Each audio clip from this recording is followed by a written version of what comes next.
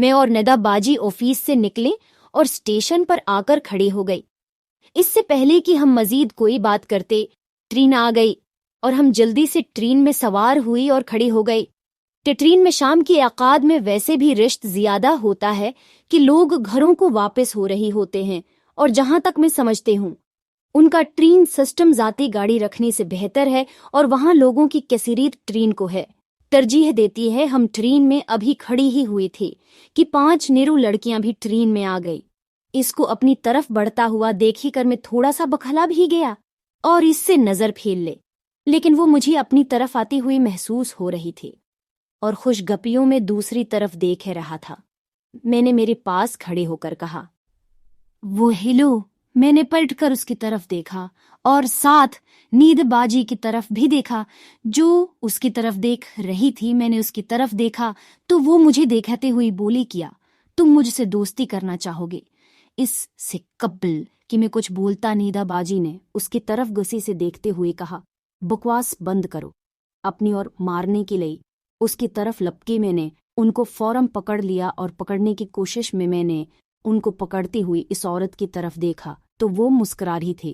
وہ اور نیدہ باجی دیکھتے ہوئے بولی، میں نے اسی اپنے آپ کو جس کے ساتھ مزے کا وقت گزارنے کا کہا۔ تم ہی نہیں نیدہ باجی پھر اس کی طرف لپکے، لیکن میں نے انہیں پکڑے ہوئے کہا، اس لیے ان کا گداز جسم میرے بازو میں مچل رہا تھا اور انہوں نے ایک ہاتھ کی انگلی اس کے طرف کرتے ہوئے کہا، میں کہتے ہوں تم اپنی بکواس بند کرو۔ میں نے نیدہ باجی کو تھامے وہی ان کے کان میں کہا، ارے کیا ہو گیا ہے؟ کیوں تماشا بنا رہی ہیں آپ؟ میں کون سا اس کے پاس جا رہا ہوں؟ کیلز ریلیکس کریں۔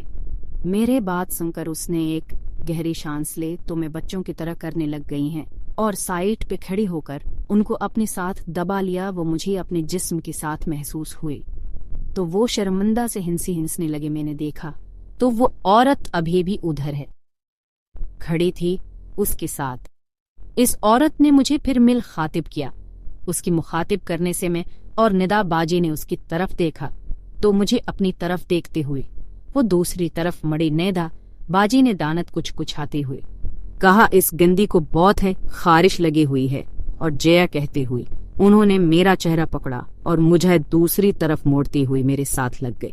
ندا باجی نے چہرے پہ نفرت کہاتے ہوئے اس کی طرف دیکھا اور میری گلے لگتے ہوئے بولی، اس کو ذرا بھی شرم نہیں آتی؟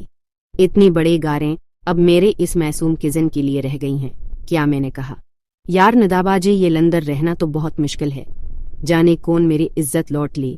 میری بات سن کر وہ مسکرائیں اور اپنی بازوں میرے کمر کے گرد لپیٹ لے۔ وہ بولی، فکر نہ کرو بھائی، ایک بار تجھے یہ لذت مل گئی تو ہر کسی سے یہی کچھ دھونے لگو گے۔ بس ساری بات پہلے بار کی ہے، لیکن مجھے مزید کچھ کرنے